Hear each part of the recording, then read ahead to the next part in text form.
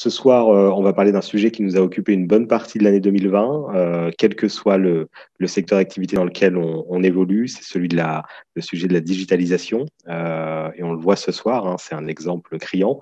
Je crois qu'en temps normal, on se serait retrouvé naturellement dans un endroit ici à Genève pour se voir en vrai. Et puis, on met en place ces nouveaux formats de rencontres dans lesquels on souhaite aussi avoir de l'humain. Et donc, c'est pour ça qu'on les fait en petit comité pour avoir aussi, à la suite de la présentation, des échanges dans un périmètre en termes de nombre de participants qui soit praticable par visioconférence. Alors, la digitalisation, c'est un challenge en tant que soi, et puis c'est un challenge aussi pour notre intervenant de ce soir qui va devoir résumer ce mot et tout ce qu'il comprend en 15 minutes. Donc, c'est quelque chose d'assez difficile à faire. Mais Nicolas de la Fortelle, qui est directeur associé du cabinet Scyway, va s'y atteler. Et donc, je vais tout de suite lui passer la parole pour sa présentation, en sachant qu'après la présentation, on aura environ 40 minutes de temps d'échange tous ensemble pour que vous puissiez aussi poser vos questions, partager votre expérience, amener vos remarques auprès de Nicolas. Donc Nicolas, je te passe tout de suite la parole. Merci. Merci Romain. Bonjour à tous. Effectivement, sujet complexe, sujet très vaste. Résultat, ce que je vais vous proposer ce soir, c'est en fait de parler d'expériences qu'on a pu avoir, que j'ai pu avoir, en particulier dans les expériences de digitalisation qu'on a fait. Et en particulier, je vais vous les présenter en particulier sur deux secteurs spécifiques, l'hôtellerie et les services financiers, qui sont deux secteurs sur lesquels Scyway est particulièrement actif. Et ensuite, l'idée, c'est d'arriver sur un peu un récapitulatif d'enjeux et de risques qu'on peut avoir sur ce type de projet, de manière à ouvrir sur une discussion libre sur laquelle on pourra approfondir un certain nombre de points. Je vais commencer par une présentation un peu rapide de moi-même et de Scyway, pour que vous sachiez. Alors, le slide est épais, mais on va passer vite dessus. Concrètement, donc, je suis Nicolas de la Fortelle, je suis associé chez Scyway maintenant depuis un certain nombre d'années. J'ai rejoint Scyway en 2009 à Casablanca pour diriger un plateau de développement informatique. J'ai ensuite développé la structure à Paris pendant 5 ans où j'ai développé toute la partie consulting pour les services financiers. Et je suis arrivé très récemment à Genève puisque j'ai pris place cet été. Je me suis installé à Genève. Qui est Scyway? Scyway, c'est donc une agence de transformation digitale. On intervient sur pas mal de technologies. À l'origine, un gros plateau de développement. On accompagne pas mal justement de sociétés dans leur transition digitale. On a commencé à beaucoup travailler dans l'hôtellerie. Vous l'aurez compris, moi, j'ai travaillé pas mal avec les services financiers et on travaille aussi pas mal dans le retail sur tout un certain nombre de sujets de la digitalisation.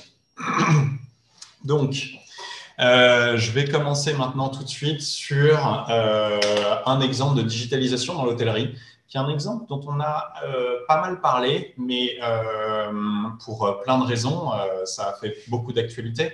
Et je voudrais en fait revenir un peu sur ces problématiques qu'ont pu avoir les hôteliers ou qu'ils ont encore aujourd'hui. C'est quand même un certain nombre d'années que ça dure, mais qu'on se rende compte un peu de leurs problématiques. Donc l'idée, c'est en gros, j'ai un hôtel, je commence à voir mes réservations diminuer parce que je n'ai pas une présence suffisante sur Internet. Quelles sont les options en fait qui s'offrent à moi et comment je vais choisir de passer en fait de mes réservations téléphoniques ou autres à j'essaye de me promouvoir en ligne, comment, pourquoi, etc. Alors concrètement, pour aller vite, dans les solutions que je vais avoir si je veux promouvoir mon hôtel en ligne et faire de la réservation en ligne, je vais prendre déjà trois grands moyens de distribuer. La distribution en direct sur mon propre site. Donc dans ce cas-là, il faut que je monte mon propre site de réservation avec le paiement, toutes ces joyeusetés. Soit je fais partie d'une chaîne, et là, en général, la chaîne va me proposer de faire partie du portail. Et globalement, en fait, l'ensemble des adhérents de la chaîne, et d'ailleurs le plus grand public, va pouvoir réserver sur ce portail. Et je vais avoir les OTA. Donc, les OTA, c'est tout ce qui est Online Travel Agency, donc c'est tous les bookings et consorts, qui vont proposer mon site moyennant, on va dire, que je leur reverse un pourcentage de commission. Ce que fait aussi la chaîne, mais on va dire autrement. Et donc, si j'étais, on a beaucoup. Alors, je suis désolé, moi, je suis donc effectivement français. J'ai beaucoup travaillé pour la France. Donc, je vais prendre quelques exemples français. Je sais que la Suisse est légèrement différente, mais malgré tout, on va pouvoir faire des similarités. Donc, vous m'excuserez de prendre des cas français, mais vous l'aurez compris, je viens d'arriver en Suisse. Donc, si je suis un hôtelier et que j'ai besoin en fait de déployer ma stratégie sur Internet, il va falloir que je monte mon site Internet. Si je monte mon site Internet de réservation, je vais commencer quand même directement à me confronter à un certain nombre de problématiques. Et les problématiques sont, bon, déjà, par quelle agence je vais passer pour faire mon site, qui va s'occuper de moi, comment je vais faire ma promotion sur Internet, comment je vais mettre mon paiement en ligne. On se rend compte assez vite que c'est assez complexe, c'est un sujet très complexe. Pour du paiement en ligne, il faut quand même des compétences spécifiques. Pour mettre un moteur de réservation décent, il faut des compétences spécifiques. Donc, ce n'est pas à la portée du premier venu. Si je fais partie d'une chaîne, j'ai une solution simple. Et donc, pour beaucoup d'hôteliers indépendants, la solution, ça va être de passer par un OTA et donc par Booking. Enfin, Booking et autres. Je pointe Booking parce qu'on les pointe souvent comme étant, mais ce n'est pas forcément eux comme les autres. Et là, en fait, je vais payer très cher le fait d'avoir cette visibilité. Et en fait, là, on a un vrai problème. On a un vrai problème, c'est-à-dire, est-ce que je décide de mettre l'ensemble de mes œufs, on va dire, à l'extérieur, ou est-ce que j'essaye de garder la compétence en interne? Donc, en fait, là, on va se retrouver face à des problématiques de visibilité du site. On va se retrouver face à des problématiques de gestion tarifaire qui sont vraiment pas très simples, de politique tarifaire, de compétences nécessaires même pour exister. Et en fait, l'exemple de l'hôtel, il est criant parce que l'hôtel ne va pas survivre s'il ne le fait pas. Mais par contre, tous ces choix sont très difficiles. Je vais prendre quelques exemples assez intéressants. Quand on a travaillé avec des hôteliers, typiquement, on s'est rendu compte que s'ils passaient par un OTA, ils avaient tendance à ouvrir toutes leurs chambres, tout le temps, en fait, alors qu'on a fait une expérience réelle sur la ville d'Angoulême, sur des hôtels indépendants.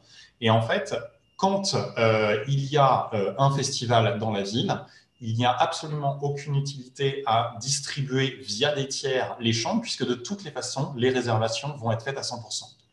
Donc en fait, on en arrive sur le fait que les gens doivent gérer un mix en fait, de moyens digitaux, mais tout ça va leur demander pas mal de compétences différentes. Et donc, ils ont intérêt à soit très bien savoir ce qu'ils font, soit être accompagnés pour faire ce genre de choses.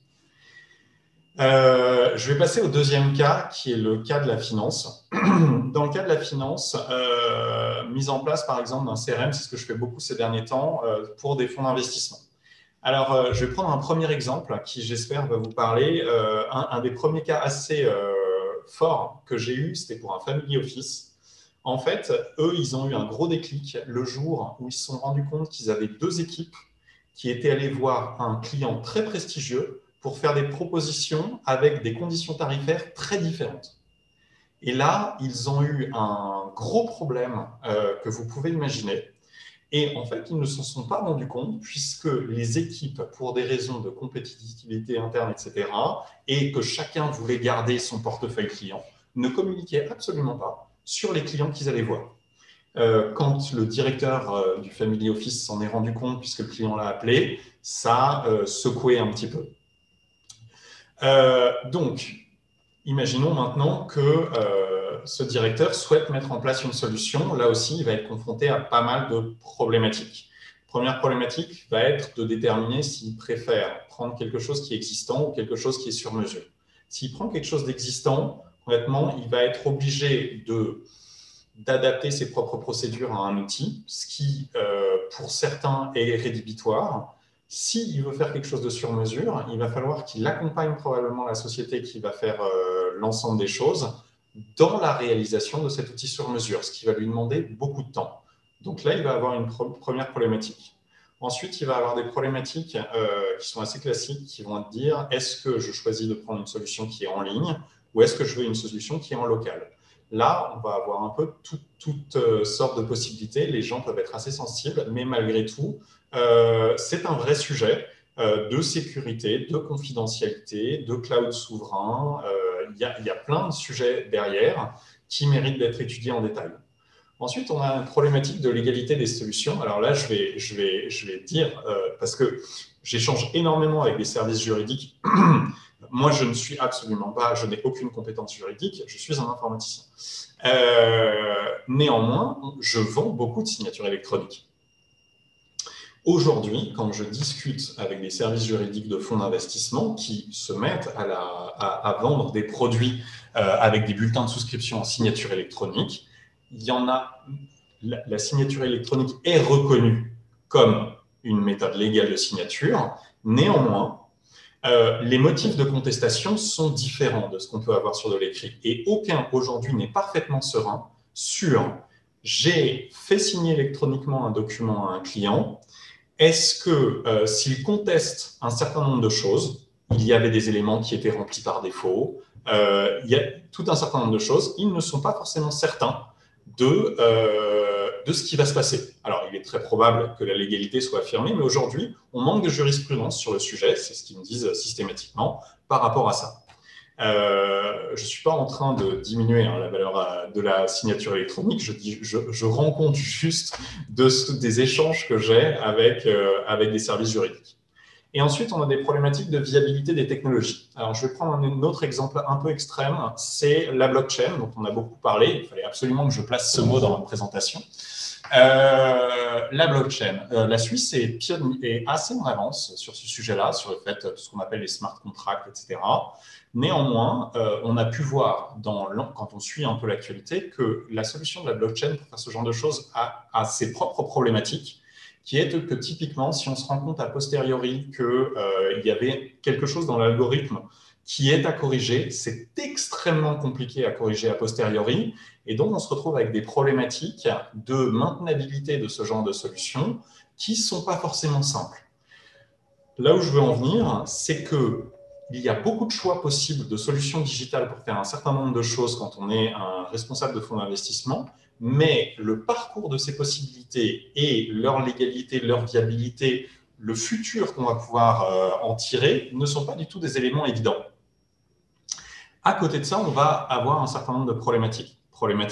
Donc, ma digitalisation, elle va à la fois répondre à des problématiques et elle va en rendre certaines plus complexes. Elle va répondre à des problématiques réglementaires. Je le reviendrai dans mon slide final de conclusion parce qu'on va les évoquer. Mais elle va amener des risques digitaux. Typiquement, c'est vrai qu'il est beaucoup plus facile de partir avec toute la base de données client. Maintenant, on pourra se poser la question si c'est réellement un risque ou pas quand c'est un outil digital quand ce n'en est pas un.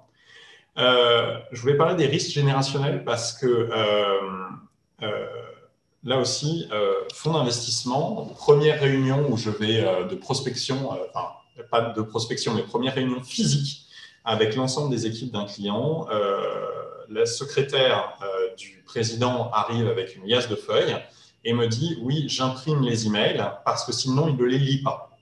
Et là, je me suis dit que la digitalisation, la mise en place d'outils digitaux va être un tout petit peu compliquée.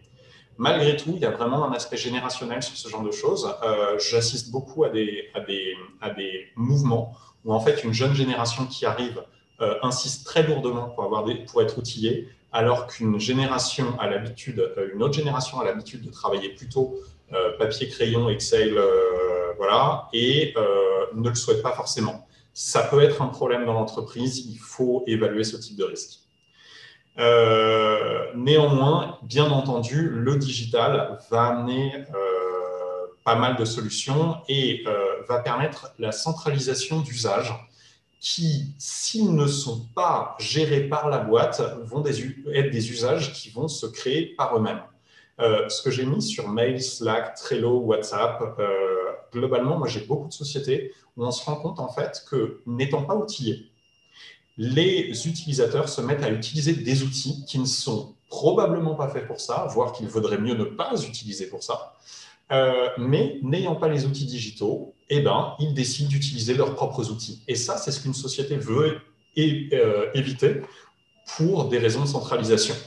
Et dernier point, je l'avais déjà mis sur le slide précédent, mais malgré tout, pour mener à bien ce type d'expérience, il va falloir pas mal de compétences. On arrive au dernier slide. Alors, c'est un peu intense, hein, mais il fallait que je tienne mon quart d'heure. En conclusion, en fait, on va avoir des enjeux fondamentaux. Pour un hôtel, c'est fondamental. La digitalisation, il n'a pas le choix. Il est obligé de distribuer sur Internet. On va avoir des enjeux légaux et réglementaires. Alors là, je sais que MiFID, RGPD, etc., on parle de réglementations qui ne sont pas forcément pareilles pour la suite, mais malgré tout, on a dans les services financiers beaucoup de réglementations qui sont simplifiées quand on a des usages digitaux. Et RGPD, contrairement à ce qu'on peut croire, est plutôt facilité par les usages digitaux que empêché par ça. Et donc, parce que être capable de détruire les informations d'une personne, c'est un peu plus facile en digital que quand on a des papiers rangés dans des boîtes. Et puis, on va avoir des enjeux de sécurité qu'il va falloir mettre des enjeux d'audit. Typiquement, il y a un certain nombre de certifications ISO qui nécessitent que les process soient lisibles, soient auditables, et des process digitaux sont en général un peu plus faciles à auditer. Ensuite, on va avoir des enjeux opérationnels qui sont extrêmement importants, centralisation des données et des processus. Ça, c'est quelque chose sur lequel je travaille beaucoup. Éviter que la donnée se perde, qu'elle soit, et aussi qu'elle soit hétérogène, ce qui est le deuxième point, l'harmonisation. Donc, en fait, que tout le monde travaille sur un socle commun et qu'on ne se retrouve pas à faire des propositions divergentes sur un client. Ça va apporter des outils modernes. Moi, j'ai pas mal de personnes qui utilisent maintenant le smartphone pour prendre des notes en réunion. J'avoue que moi, c'est pas du tout… je parle de la voix, en fait, hein, qui prennent des notes à la voix. Moi, je fais pas ça, mais je vois de plus en plus. Voilà, ça, par contre, c'est des avantages évidents de la digitalisation qui ne sont pas possibles avec les autres usages. Et j'ai beaucoup de problématiques de reporting automatisé, où on me demande d'automatiser, qu'on veut tous les lundis recevoir le reporting de tous les éléments. Ça, c'est des choses qui sont beaucoup plus simples avec la digitalisation.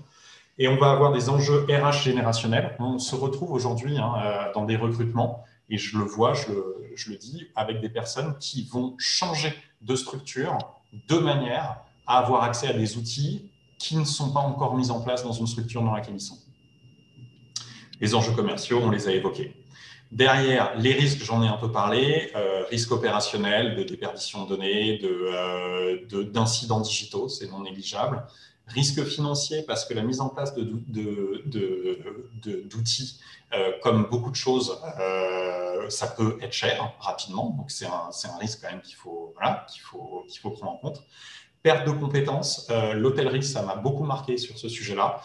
Concrètement, des personnes qui étaient extrêmement compétentes, qui savaient très bien gérer leur hôtel, etc., à partir du moment où on est passé en digital, sont devenus complètement dépendants de l'extérieur et ont perdu, en fait, la maîtrise de leur métier. Donc là, il faut savoir quels sont les moyens à mettre en œuvre pour éviter ça. Résistance au changement, ça parle de soi. Sensation de flicage, on en parle beaucoup. Je ne veux pas que mes employés aient l'impression que je fasse ça pour les surveiller, même si je vais un peu m'en servir pour ça. Au fond, ce n'est pas le fond du sujet. Les risques générationnels, on en a parlé. Les coûts cachés, ça va avec les risques financiers. Les risques digitaux, effectivement, le digital mérite des précautions particulières. Résultat, en conclusion, j'ai mis deux éléments qui sont sans doute bateaux, mais qui malgré tout me paraissent importants de rappeler. Accorder de l'importance à ces projets structurants. Quand je parle d'importance, typiquement, je sais que la France est réputée, je ne connais pas la Suisse, donc je n'en parle pas, mais investir pas du tout suffisamment dans ces projets digitaux. C'est-à-dire que concrètement, c'est à peu près la moitié ou le tiers de ce qu'il est en général recommandé par l'OCDE, etc., sur les investissements digitaux. Les sociétés françaises n'investissent pas du tout assez de moyens financiers. Néanmoins, il y a aussi des enjeux humains, des investissements humains qui sont très importants. Est-ce que je vais recruter quelqu'un en interne pour gérer ce genre de choses? Et donc, l'accompagnement spécifique, je reprends l'exemple, que ce soit l'hôtellerie ou les services financiers, en fait, le nombre de sujets transverses, connexes, etc., nécessite un accompagnement. ou alors il faut vraiment avoir un département interne compétent, voilà, mais il ne faut absolument pas négliger, c'est pas parce qu'un tel a fait telle chose qu'il va être simple de le reproduire, et il y a tout un ensemble d'experts qui sont capables d'accompagner les sociétés pour faire ce genre de choses.